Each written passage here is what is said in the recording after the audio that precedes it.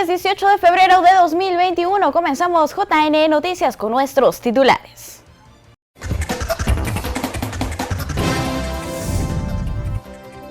JN invita a organizaciones políticas a participar en programas Usted elige y conoce a tu candidato.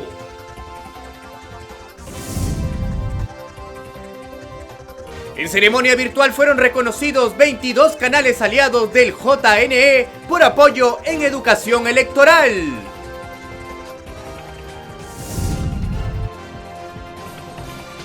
OMPE dio a conocer lista definitiva de miembros de mesa para comicios de abril.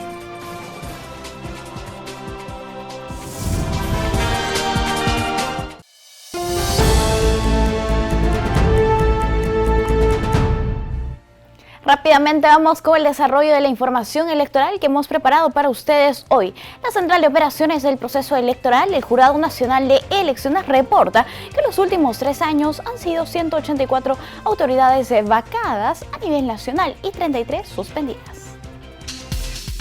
Según la Central de Operaciones del Proceso Electoral, desde el 2018 a la fecha ha ocurrido la vacancia de 184 autoridades en todo el territorio peruano, resaltando a nivel regional 10 autoridades, 25 provinciales y un mayor número de 149 representantes distritales. Como vemos en el ranking, Junín está encabezando la lista con 20 autoridades que fueron vacadas de su cargo hasta el momento. Le sigue muy cerca Ancash con 18 representantes y Lima Metropolitana con 16 autoridades.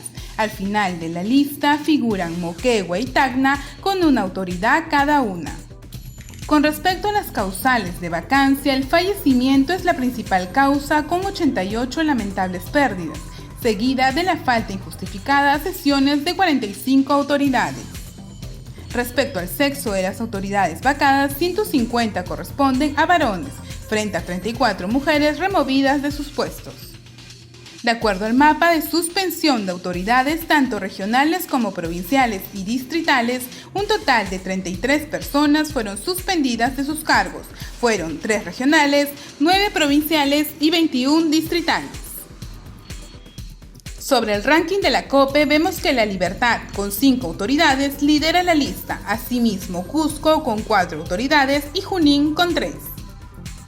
En el cuadro de causales de suspensión observamos que el mayor número de autoridades suspendidas se dio debido a una sentencia judicial condenatoria emitida en segunda instancia con 15 autoridades. Resaltamos que de los suspendidos se encuentran 30 hombres y solo 3 mujeres.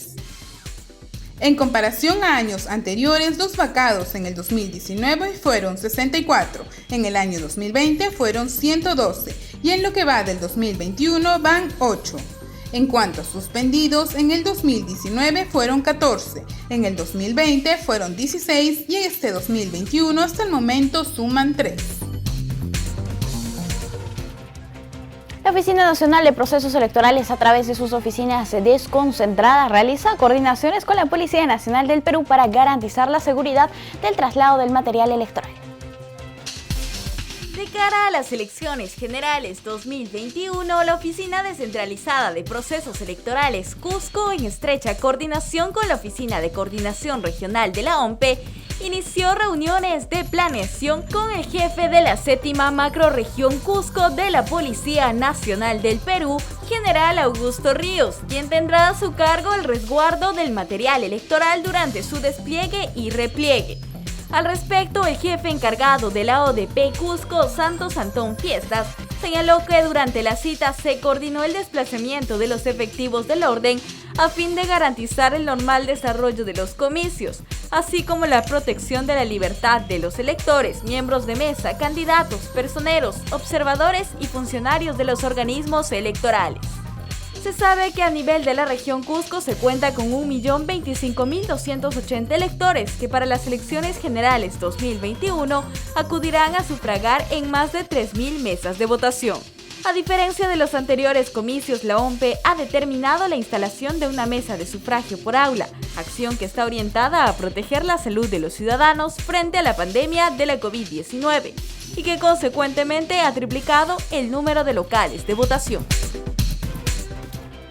Amigos, les contamos que el presidente del Jurado Nacional de Elecciones, Jorge Luis Salas Arenas, sostuvo una reunión de trabajo virtual con la misión de observadores electorales de avanzada de Uniore, a quienes explicó el trabajo que viene realizando y el cumplimiento de todas las etapas del cronograma electoral. Salas Arenas expresó su beneplácito por el inicio de las labores de observación de Uniore, que apoyarán a la transparencia de las elecciones 2021. También fue enfático en señalar que será siempre un celoso defensor de la autonomía institucional y los valores democráticos. El representante de la misión de observadores electoral de avanzada de Uniore, José Thompson, agradeció y felicitó al JNE por brindar la información valiosa sobre las elecciones 2021 y además destacó la importancia que posee esta institución en cada proceso electoral. Por otro lado, les contamos que JNE TV estrenará programas Usted Elige, Conoce tu Candidato y Tribuna Electoral, donde los candidatos a estas elecciones generales tendrán espacios para dar a conocer sus propuestas a los electores. En beneficio de la ciudadanía, el Jurado Nacional de Elecciones, a través de su canal institucional JNTV, pondrá a disposición de las organizaciones políticas los programas Usted Elige y Conoce a tu Candidato, ello con la finalidad de que los electores conozcan las propuestas de los candidatos a la presidencia y Congreso de la República en estos comicios generales. En ese sentido, el productor general del canal JNTV, Armando Ábalos, invita a los partidos políticos a participar de dichos espacios. En primer lugar, quería invitar a todas las organizaciones políticas a que puedan sumarse y participar en los espacios que el Jurado Nacional de Elecciones está destinándoles para que puedan conocerse sus propuestas y la historia de sus candidatos, ¿no? Para ello estamos creando dos programas, uno de ellos es Usted Elige, donde pues, principalmente van a participar candidatos a la presidencia de la República, y un segundo programa que es Conoce a tu Candidato, dirigido fundamentalmente a los candidatos hacia el Congreso de la República. Así también, el programa Tribuna Electoral formará parte de los espacios dirigidos a la ciudadanía y que llevará la información de los aspirantes a un escaño del Congreso y del Parlamento andino. Además de estos dos programas, también estamos impulsando un programa que se denominará Tribuna Electoral, en el cual podrán participar candidatos hacia el Congreso, pero también sobre los que postulan al Parlamento andino. Así que los invitamos a sumarse a estas iniciativas del Jurado Nacional de Elecciones para poder dar una mayor información a la ciudadanía sobre las propuestas de sus candidatos y puedan emitir un voto responsable y informado. Ya lo saben, los partidos políticos que deseen participar deberán ponerse en contacto con el JNE a fin de llevar al electorado la más amplia información sobre sus propuestas electorales. Cabe resaltar que estos espacios serán transmitidos en el canal 516 de Movistar, en las redes sociales del JNE y a través de los 22 canales regionales aliados al ente electoral a nivel nacional.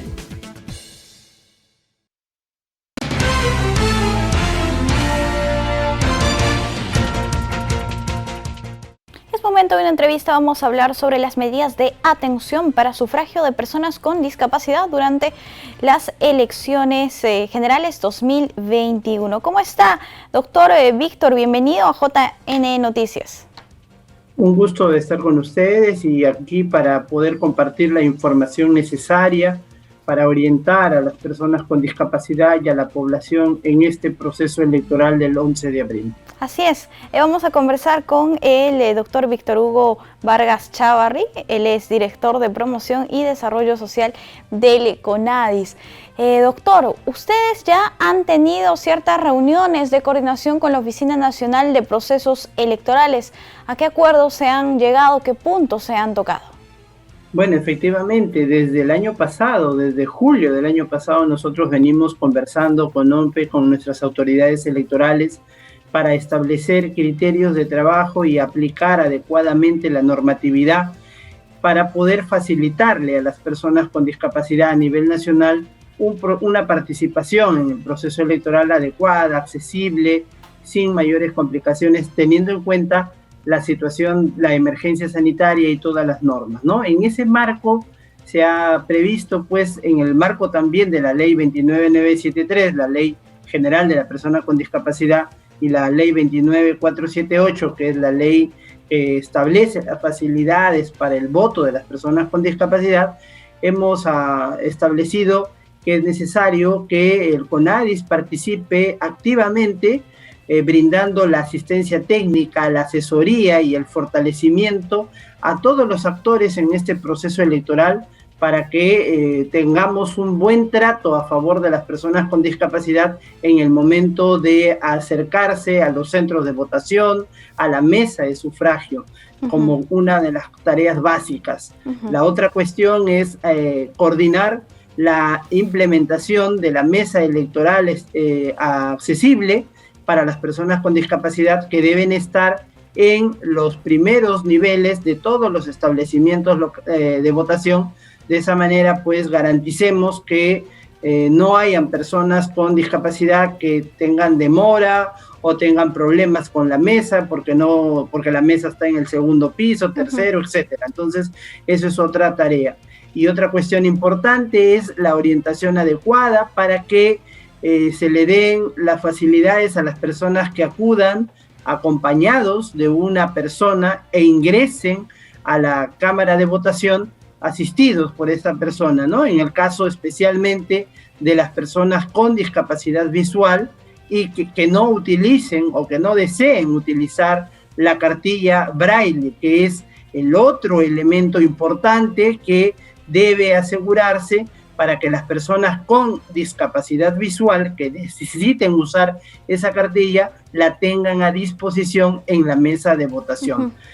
Entonces, como ves, son varias cosas en las cuales CONADIS está trabajando ya con OMPE y iniciar en este mes de marzo todo el proceso de capacitación a los jefes de los centros de votación, a los miembros de las mesas de ser posible, ¿no? En las capacitaciones que se promuevan, y también una campaña permanente con la propia población con discapacidad para que acuda a votar con todas las garantías del caso en los horarios preferenciales que se han establecido, ¿no? Sí, doctor. Bien, ahora usted nos habla sobre las mesas de votación que deberían ubicarse en el primer nivel para las personas que tienen algún tipo de discapacidad. Este es un problema recurrente en cada proceso electoral en el que indican que muchas veces llega a votar a un centro de votación una persona con discapacidad y esta tiene que subir al segundo, al tercer nivel. Sin embargo, la Oficina Nacional de Procesos muchas veces no tiene conocimiento que va a votar una persona con discapacidad en esa mesa de sufragio. En ese sentido es necesario que constantemente se esté actualizando el padrón y también se haga de conocimiento de la Oficina Nacional de Procesos Electorales. ¿Cómo se hace esa coordinación, esa comunicación, doctor? Entiendo que cuando OMPE emitió el tema de elige tu voto, tu local de votación, las personas con discapacidad teníamos la opción de escoger el local más adecuado, más cercano a nuestro domicilio. Entonces, ese de por sí ya es una ayuda muy importante. Y la otra cuestión es que las personas con discapacidad tenemos que estar registradas, ¿no?, en OMPE para que nuestra mesa esté identificada como la mesa que debe estar en el primer nivel, por ejemplo. Ahora, también vi que en las elecciones anteriores se había implementado la mesa accesible, ¿no?, como una mesa, preferencial, y que allí tenía que votar las personas que requiriesen las facilidades. De esa manera nos evitamos el problema de que tengamos que hacer en cada caso una mesa o 2 o 3 mesas por cada local hay que bajar, sino más bien una sola mesa donde allí votan las personas con discapacidad, las mujeres que están embarazadas, ¿no?, gestantes, las personas con movilidad reducida, adulto mayor. O sea, le damos las facilidades no solamente a las personas con discapacidad, sino a una población mayor, y eso es muy importante. Entonces, nosotros ya estamos coordinando para que efectivamente se implemente en todos los locales de votación esa mesa accesible a disposición de los usuarios que lo requieran. Perfecto, doctor. En todo caso, Elige tu local de votación, la plataforma implementada por la Oficina Nacional de Procesos Electorales, ha sido una excelente ayuda y alternativa para que las personas que tienen algún tipo de discapacidad pudieran informar oportunamente de lo que está ocurriendo y finalmente recibir los accesos correspondientes este día del sufragio del 11 de abril. Ahora, si hablamos del horario que se les ha otorgado se tendría que recomendar de repente a las personas con discapacidad a través de las organizaciones y gremios que ustedes tienen que acudan a votar en cierto horario?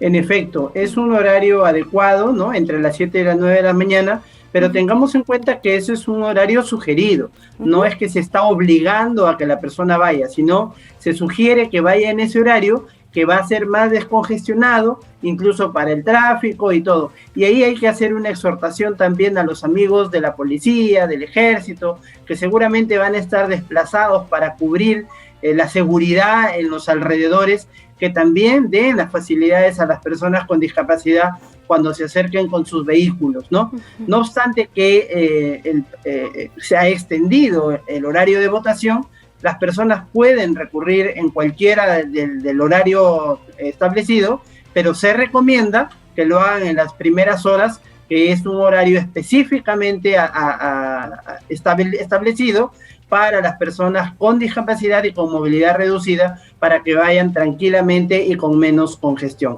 Eso es una buena medida que debería quedarse también ya siempre en estos procesos.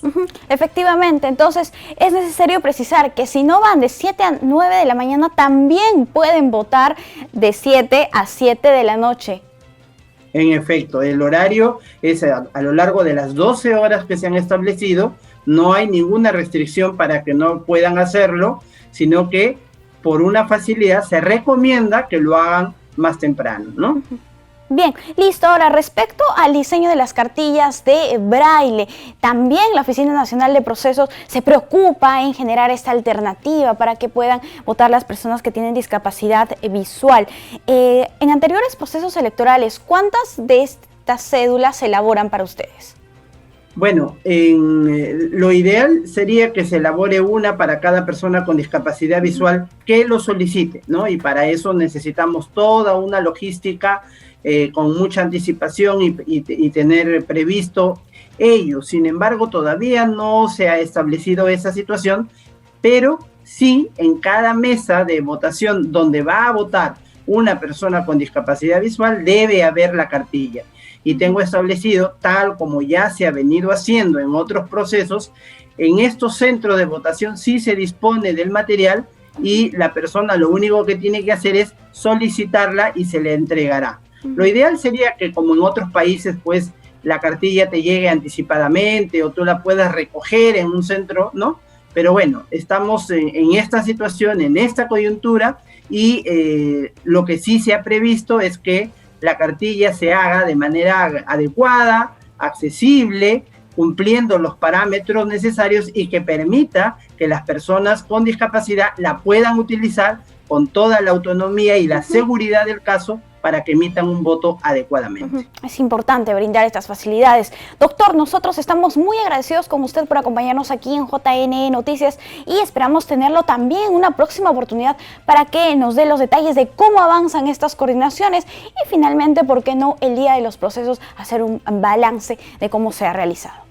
Por supuesto, cuenta con nosotros y el CONADIS, que trabaja para las personas con discapacidad, está muy atento y muy arduamente trabajando ya para garantizarle a las personas con discapacidad pues todas las facilidades del caso en articulación con OMPE, y seguramente que el 11 de abril estaremos también ahí llegando a los centros de votación para verificar y apoyar. Muchísimas gracias y cuando gustes, a tu disposición. Muchas gracias, doctor. Bien, amigos, nosotros hemos conversado con el director de Promoción y Desarrollo Social del CONADIS sobre las elecciones generales 2021 y las medidas de protección que se va a brindar para las personas con discapacidad. Me gustaría dar un dato adicional antes de terminar, y es que un total de 135.156 personas van a acudir a las urnas que tienen algún tipo de discapacidad. En su mayoría estas tienen dificultad física, seguido de la intelectual y finalmente tienen discapacidad sensorial que concentran en la menor proporción. Nosotros vamos a hacer una brevísima pausa y volvemos.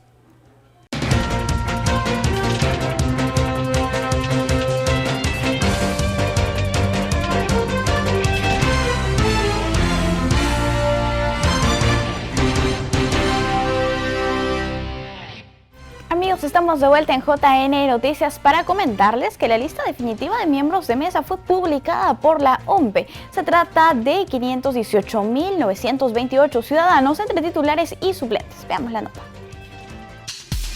La Oficina Nacional de Procesos Electorales publicó la relación definitiva de 518.928 miembros de mesa, entre titulares y suplentes, así como los locales de votación que serán usados para las elecciones generales del próximo 11 de abril. Para consultar si fuiste elegido miembro de mesa y dónde te tocará sufragar, deberás acceder al enlace que aparece en pantalla o ingresar al sitio web oficial de la OMPE. Para el sorteo de los miembros de mesa, el ente electoral priorizó a los electores más jóvenes, en razón que los ciudadanos mayores de 65 años de edad son personas vulnerables ante los contagios por la COVID-19. Esta publicación definitiva del listado de miembros de mesa permitirá que se puedan presentar las excusas al cargo, establecidas por la Ley Orgánica de Elecciones. La excusa al ejercicio del cargo se presenta hasta 5 días hábiles después de efectuada la publicación definitiva. Es importante mencionar que el cargo de miembro de mesa es irrenunciable, salvo los casos de notorio o grave impedimento físico o mental, necesidad de ausentarse del territorio de la República o estar incurso en alguna de las incompatibilidades establecidas en los artículos 57 de la Ley Orgánica de Elecciones. Los miembros de mesa que cumplan con ejercer el cargo tendrán una compensación económica de 120 soles y otros 120 soles en una eventual segunda vuelta. El 11 de abril todos ellos abrirán las mesas de sufragio desde las 7 de la mañana y las cerrarán a las 7 de la noche. Y un total de 171 empresas de medios de comunicación participarán en la difusión de la franja electoral. Así lo informó la Oficina Nacional de Procesos Electorales. El jefe de la OMPE, Piero Corbeto Salinas, informó que el organismo electoral logró que 171 empresas de medios de comunicación participen en la difusión de la franja electoral, la cual inició el pasado 10 de febrero y concluirá el 8 de abril. Para lo cual se cuenta con una inversión de 70 millones de soles. Corbeto precisó que de esta manera, el ente electoral incrementó y mejoró la oferta de medios de comunicación a las registradas en las elecciones generales del 2016 y los comicios congresales extraordinarios del año pasado, los cuales alcanzaron 11 y 46 medios respectivamente. El jefe de la OMPE consideró que la nueva franja electoral ha empoderado a los partidos políticos, como consecuencia de la reforma que en su oportunidad aprobó el Congreso de la República, la misma que amplió su horario de aplicación de 6 de la mañana a 11 de la noche y extendió su transmisión de 28 a 58 días. El titular del ente electoral detalló además que ahora cada partido ha elegido el medio de comunicación en el que emitirán sus spots y asimismo han planificado su estrategia de campaña según su propio financiamiento. En este sentido, la autoridad electoral mencionó que alrededor de 126.000 spots tienen alcance subnacional, es decir, en medios de regiones, provincias y distritos, mientras que otros 23.000 spots estarán en espacios de cobertura nacional. El jefe de la OMPE destacó que a partir de la reforma, los medios de comunicación tienen prohibido la contratación directa con los partidos políticos. Bien, y en el siguiente informe veamos la importancia de realizar elecciones en tiempo de pandemia y cuáles son los aprendizajes que dejaron los comicios realizados en medio de la crisis sanitaria. En el marco de las elecciones que se dan en medio de la pandemia por el coronavirus, la politóloga española Flavia Friedenberg explicó que los comicios no se pueden suspender pese a la crisis sanitaria, ya que el derecho a elegir es igual de importante que el derecho a la salud. Es falso el dilema de coalición de derechos entre la salud y el de los derechos políticos. No existe esa coalición porque ambos son derechos humanos y ambos son derechos fundamentales. Por tanto, no es cierto que podamos darnos el lujo de suspender las elecciones en nombre del derecho a la salud, porque el derecho a elegir es tan importante como el derecho a la salud. Sin embargo, diferentes países en América Latina optaron por reprogramar sus elecciones e incluso suspenderlas debido a la COVID-19. En ese caso, la politóloga indicó algunos aprendizajes que dejaron tales hechos. es que las elecciones no pueden suspenderse ni reprogramarse de manera indefinida. Las elecciones son el corazón de la democracia y no nos podemos dar el lujo de, en medio de una crisis sanitaria como la que tenemos, además, perder los derechos políticos. Uno de los elementos centrales de un proceso electoral es la certeza de su calendario. Para que unas elecciones sean libres, competitivas, confiables, legítimas, informadas, transparentes, plurales, tienen que garantizar la condición de certeza, la previsibilidad de cómo y cuándo van a hacerse esas elecciones. Y eso es consustancial a hacer las elecciones y a vivir en una democracia. Friedenberg, docente de la Universidad Nacional de San Martín en Argentina, instó a las autoridades electorales a mantenerse firmes respecto al calendario electoral y a los actores políticos mostrar mayor responsabilidad ante esta celebración democrática. Un cuarto aprendizaje tiene que ver con que, por supuesto, estas elecciones, estos procesos electorales que van a suponer movilidad de gente, como lo ha mostrado el caso boliviano, como lo ha mostrado Estados Unidos, como lo ha mostrado España.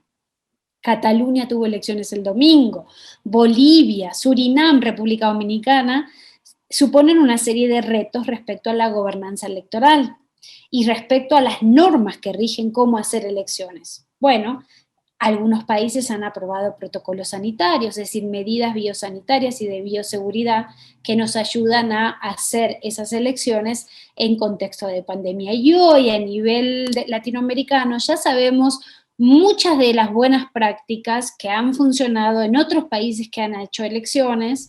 Finalmente, la experta electoral resaltó que la participación de la ciudadanía es un factor clave para el desarrollo de las elecciones, al igual que los medios de comunicación, por lo que deben comprometerse en la difusión de las medidas sanitarias a fin de ayudar a identificar las buenas prácticas. En una ceremonia virtual fueron reconocidos un total de 22 canales regionales aliados al ente electoral y 9 profesionales de diversas partes del Perú y el extranjero que han contribuido en la difusión de materiales de educación electoral y programas elaborados por el canal JNE-TV. Los detalles a continuación. En una ceremonia virtual, el Jurado Nacional de Elecciones, a través de su canal institucional JNE-TV, otorgó un reconocimiento a 22 canales aliados que trabajan coordinadamente por la difusión de la cultura electoral en las diversas provincias del país. Esta labor, que inicia desde 2020 por cada uno de los periodistas en provincias y que continúa en un contexto de elecciones, fue considerada pieza fundamental por el productor general de JNE-TV, Armando Ábalos, para la emisión de un voto consciente. Para saludar a todos no solo son canales aliados, sino son amigos de diversas partes del Perú, a quienes le debemos el poder haber crecido como canal y también que los mensajes que el jurado trata de difundir de educación electoral y contribuir a un voto pensado, reflexivo, creo que es fundamental para nuestro país, que donde tenemos una mala experiencia de malas autoridades. Entonces, elegir bien creo que es algo fundamental y es el propósito que nos envuelve a todos los periodistas que trabajamos en el canal del Jurado Nacional de Elecciones, contribuir con nuestro país con una buena información. Fueron reconocidos por su contribución a la democracia y cultura electoral la Agencia Peruana de Noticias Andina, Astros Televisión de Tacna, ATM Televisión de Abancay, Auténtica TV y Canal 12 de San Ramón. Bueno, para nosotros es muy grato este reconocimiento de la alianza informativa que realiza la Agencia de Noticias Andina, el diario oficial del peruano, con JNE-TV. Estamos ya muchos meses trabajando de manera conjunta en lo que bien señaló Armando, en lo que es el ayudar a que se dé un voto reflexivo, un voto pensado, ayudar a lo que es la educación electoral en nuestro país. Así también los canales conectados de Lima, los canales Educa TV y Vía TV de Tarapoto, Gacetu Cayalina TV, Media TV de Ayacucho, Mega TV Chimbote, Primera Televisión de Moquegua y Proyecta Televisión de Huacho. También saludar al JNE TV que abrieron las puertas justamente para todos los medios aliados que el día de hoy están recibiendo un reconocimiento. Y por cierto, Gaceta Ucayalina Televisión ya viene trabajando con el JNTV hace aproximadamente más de 2 años. Y bueno, ya estamos felices y contentos porque el día de hoy estamos recibiendo un reconocimiento que valora el esfuerzo, el trabajo, no solo de nosotros, sino también de la población que ucayalina y toda la selva peruana, quien siempre está presente viéndonos todos los días a través de nuestro portal de noticias. Los diferentes contenidos electorales de JNTV también tienen alcance en Cusco, mediante el canal QT Televisión y el canal TV Mundo, Real Televisión de Huánuco, RN Televisión de Yurimaguas, Estudio Televisión y TV Cosmos de Trujillo. Asimismo, se reconoció la labor del programa infantil Talento Kids al canal TV Mundo de Arequipa y TV Norte de Chiclayo. Además de ellos, JNTV otorgó un reconocimiento especial a 9 periodistas que a nivel nacional e internacional enviaron sus despachos con temas coyunturales y electorales. Para mí es una alegría poderlos apoyar aquí desde Brasil con los diferentes reportes para Perú. Así que cualquier cosa estamos a disposición. Felicidades a todo el equipo del canal del Jurado Nacional de Elecciones por el lindo y maravilloso trabajo que están haciendo en bien del país.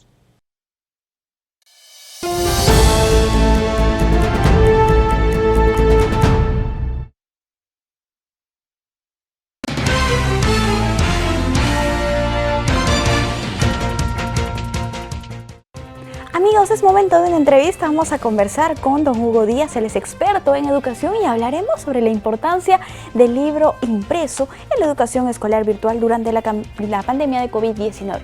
¿Cómo está? Bienvenido, muy buenos días. Muchas gracias, un gusto estar en el programa. Gracias a usted por acompañarnos aquí. Y la pregunta que tenemos que hacerle, ¿los colegios deben seguir utilizando los libros impresos? Por supuesto que sí, porque el libro impreso tiene y siempre ha tenido varias finalidades, ¿no? Por un lado, para el estudiante es, digamos, una herramienta de consulta que lo que le permite es complementar aquello que recibe del profesor en términos de contenidos, de definiciones de conceptos, de ejemplos prácticos, de cómo un concepto se aplica en la vida cotidiana. Uh-huh. Por otro lado, al profesor le sirve mucho, porque cuando uno observa cuál es el contenido del currículum oficial que prepara el Ministerio de Educación, lo que presenta el currículum es solamente un listado de contenidos.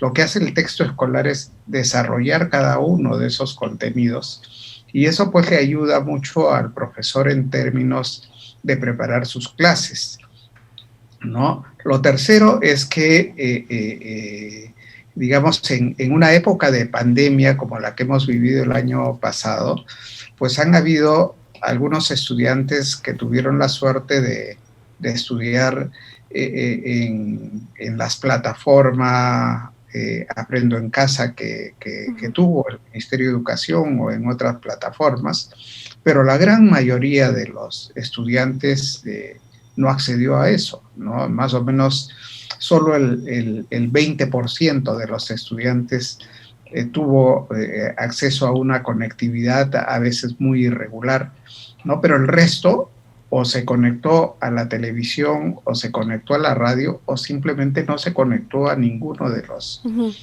herramientas. Y entonces, cuando uno se conecta a la televisión o a la radio, el problema que existe es que la comunicación generalmente es solo unidireccional, ¿no? Uh-huh. Es decir, el niño recibe las clases y a veces el profesor se puede comunicar con el alumno, pero tenemos una geografía tan complicada en el país que en muchos casos no ha sido posible. Entonces, lo único que tenía el estudiante era ver el programa en la televisión. Claro. Uh-huh. y nada más. Sí. Entonces, si el estudiante tuviese un texto a su costado, por lo menos se ayudaría, ¿no? Bien, claro, definitivamente estamos hablando en una circunstancia en que los niños puedan tener acceso a esos libros de manera impresa, pero sin embargo no ocurre eso. Muchas veces estos niños no tienen acceso a estos libros de consulta, como usted menciona. En ese sentido, ¿los libros virtuales pueden reemplazar estos libros impresos? Creo que lo que hace el libro virtual es complementar al libro impreso, ¿no? Porque ambos son necesarios, ambos tienen estrategias y finalidades un poco distintas. Por ejemplo, el libro impreso lo que hace es desarrollar ciertas habilidades en el chico que tienen que ver con la comprensión lectora, ¿no? Con la velocidad de lectura, con el desarrollo de ciertas habilidades en términos de escritura, que el libro digital no las tiene. En cambio, el libro digital tiene otras ventajas, ¿no? Por ejemplo, el libro digital es audiovisual en primer lugar, en segundo lugar es muy iterativo, en tercer lugar utiliza mucho los videojuegos, y en cuarto lugar, pues tiene toda una serie de recursos que hacen que el material sea mucho más atractivo y mucho más familiar a un niño que en este momento está bastante familiarizado con las nuevas tecnologías. Entonces, ambos tipos de material son totalmente indispensables en el sistema educativo, y lo que hay que hacer es buscar un equilibrio en términos de inversiones que el Ministerio de Educación tenga que hacer para poder satisfacer ambos tipos de exigencias. Claro, ¿no? En todo caso, esas voces que dirían que con la llegada de los libros digitales ya no se van a necesitar los libros impresos estarían totalmente equivocadas. Sí, mi impresión es esa, porque cuando uno ve, por ejemplo, qué está pasando en economías como Shanghái, como Singapur, como Hong Kong, el mismo Finlandia, pues en ninguno de esos países el libro de texto ha sido abandonado. Hay encuestas en países de la OCDE, por ejemplo en España, la última encuesta que hizo la Asociación de Libros de Texto Escolar, lo que mostraba es que el texto escolar es el segundo o tercer recurso más digamos, consultado tanto por profesores como por estudiantes. Nosotros aquí en el Perú hemos hecho un estudio con la Fundación Telefónica el año pasado en 500 escuelas, y una de las preguntas que se hizo justamente es qué nivel de consulta tenía el texto escolar, ¿no? Y qué nivel de consulta tenían los cuadernos de trabajo, las fichas de aprendizaje. Bueno, los niveles eran mucho más altos, incluso más altos que aquellos que tienen que ver con el material digital.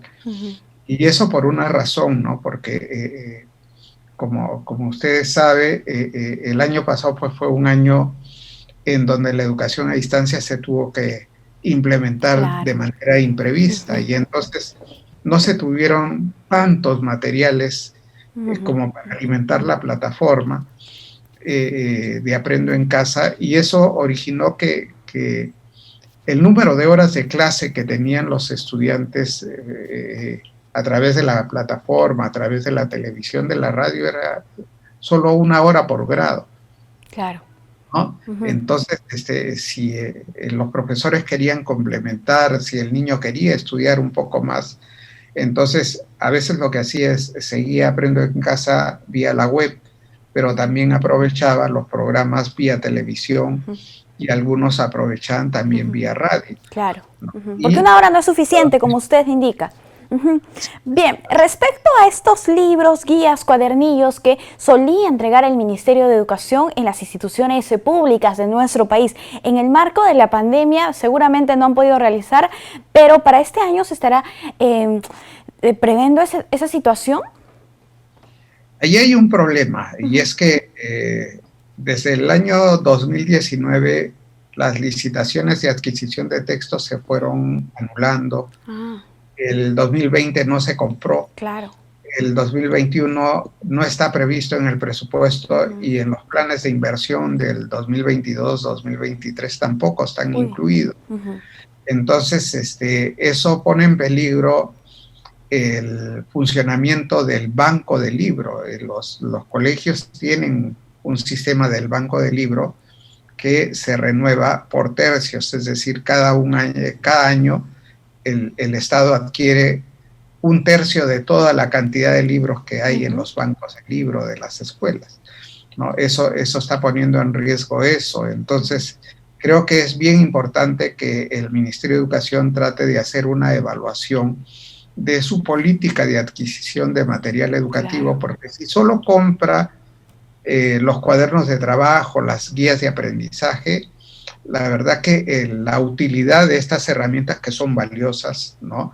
Se ve muy disminuida porque el cuaderno de trabajo, las fichas de aprendizaje funcionan bien si delante tienen un texto escolar. Si no lo tienen, entonces es bien difícil que el impacto que tengan los cuadernos de trabajo y las guías de aprendizaje sean los deseados. Bien, en todo caso la recomendación para el Ministerio de Educación sería esa, la adquisición de los libros escolares y distribución a los alumnos que realmente lo necesitan en su formación. Sin embargo, nos gustaría que usted, ya para finalizar con la entrevista, les dé un mensaje también a los padres de familia para que puedan incentivar la lectura en los niños a través de los libros impresos. Adelante.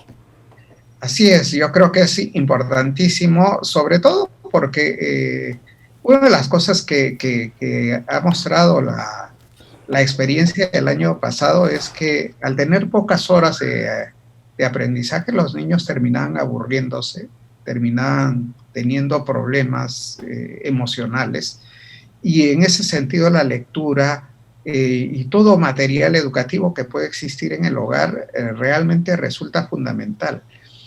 Lo que necesitan los niños en este momento es un entretenimiento, pero un entretenimiento positivo que les ayude en sus aprendizajes, y creo que el texto escolar, los videojuegos educativos, las lecturas, los cuentos, todo eso suma en favor de que los niños tengan mejores aprendizajes, ¿no? Bien, efectivamente, es muy importante el mensaje. Muchísimas gracias por acompañarnos aquí en JN Noticias. Ha sido un gusto conversar con usted. Un gusto también, buenas tardes. Hasta una próxima oportunidad, amigos. Nosotros vamos a hacer una brevísima pausa en JN Noticias. Al volver, más información.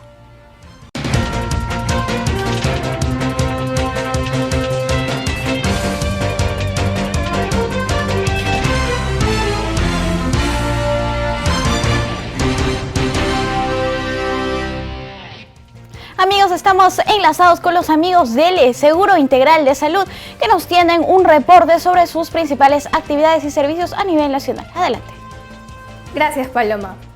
La IAFACIS inicia su sexto proceso de contratación nacional de clínicas para la atención de asegurados afectados por la COVID-19 que requieran ventilador mecánico. A las clínicas que deseen participar en el proceso les brindamos más información en la siguiente nota.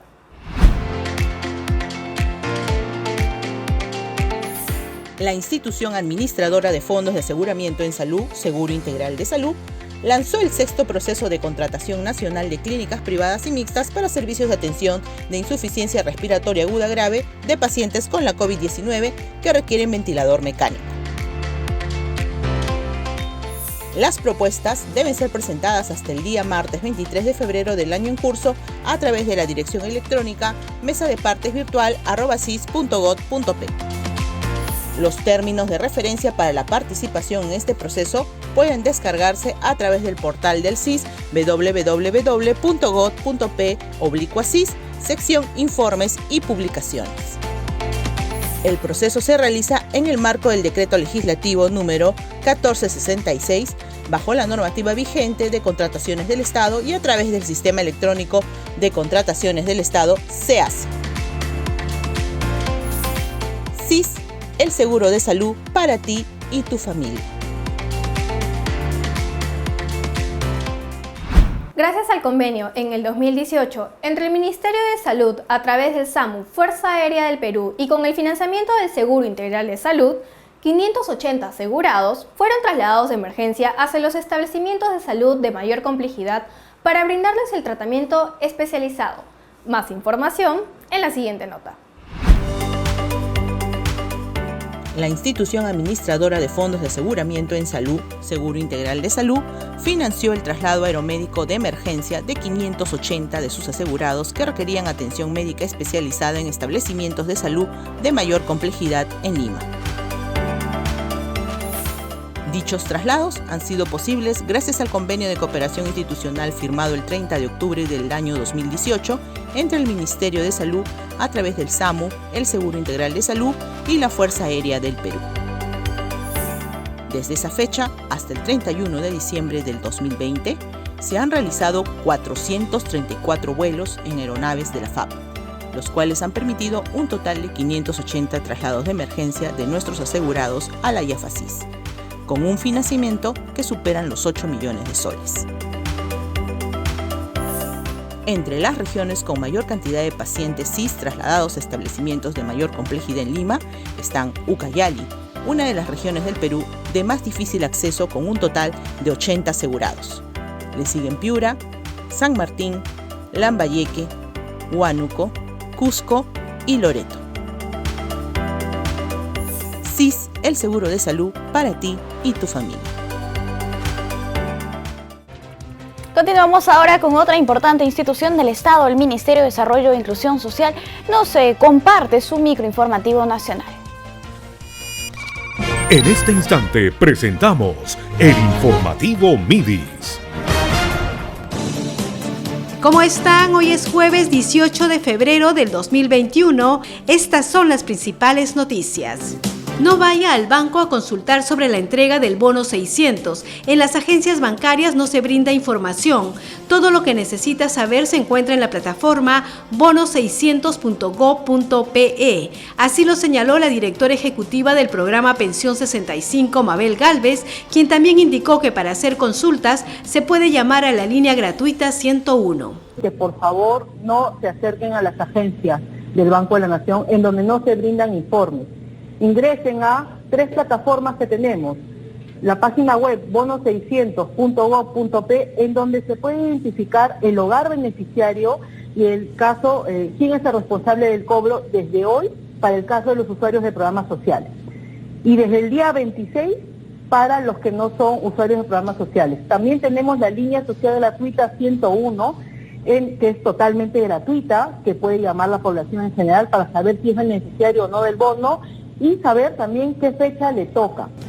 Asimismo, la representante del MIDIS alertó sobre la existencia de páginas falsas, grupos de chat y otros mecanismos fraudulentos que han implementado los estafadores para obtener la información personal de los beneficiarios del bono. El objetivo de estos fascinerosos es apropiarse del monto del bono.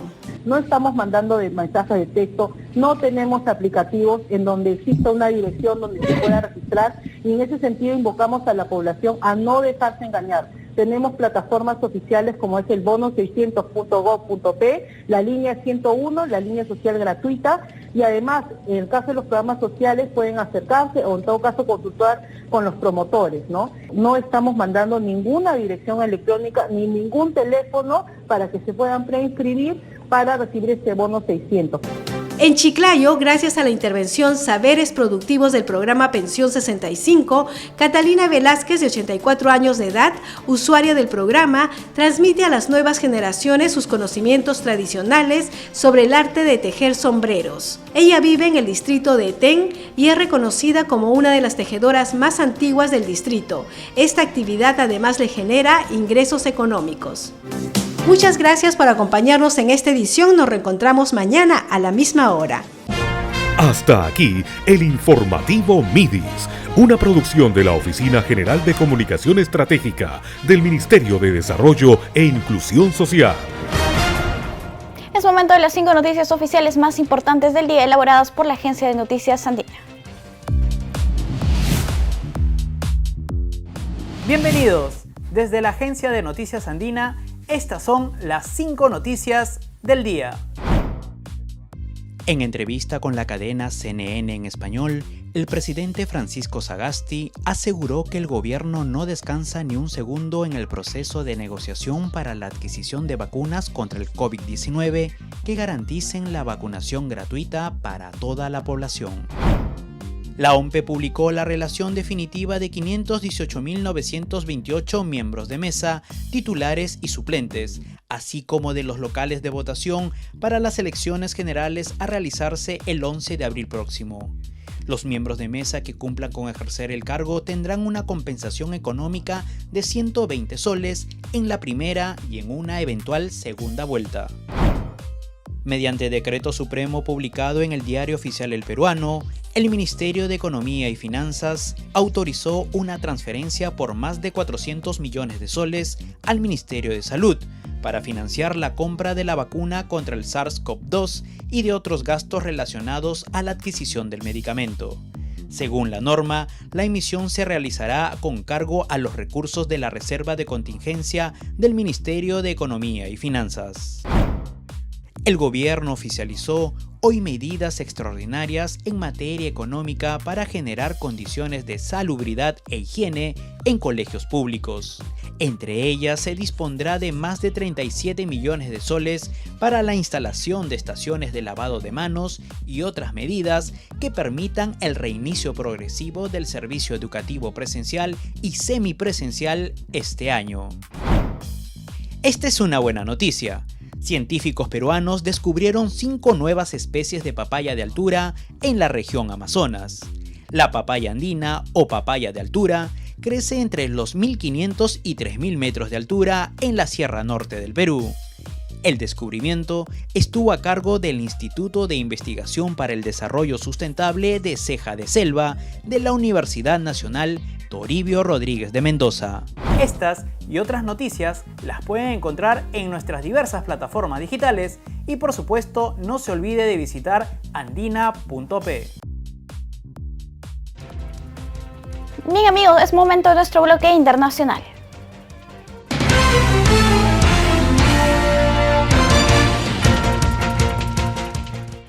Según los datos recabados por la Organización Mundial de la Salud, los casos positivos de COVID-19 han tenido una reducción de casi el 50% a nivel mundial. El número de nuevos casos de COVID-19 registrados en el mundo disminuyó un 16% por quinta semana consecutiva para situarse en 2,7 millones, anunció la Organización Mundial de la Salud. El número de decesos informados también disminuyó un 10% con relación a la semana precedente. 5 de las 6 regiones del mundo tomadas en cuenta por la OMS han informado de una reducción de 2 dígitos en el número de nuevos casos. Solo el Mediterráneo Oriental presentó un alza del 7%. El número de casos a nivel mundial cayó un 20% en África y en el Pacífico Occidental, un 18% en Europa, 16% en Sudamérica y 13% en el sureste asiático. Los expertos no atribuyen esta mejora a las vacunas, ya que la mayoría de países no han inoculado ni al 10% de la población. Por eso advierten que la prioridad es evitar la circulación de nuevas variantes que puedan poner en peligro la inmunidad colectiva que se busca obtener con las vacunas.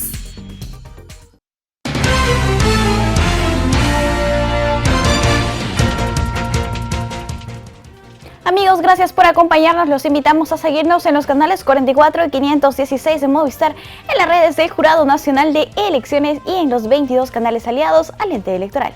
Los dejamos con imágenes de Usquil en La Libertad. Permiso.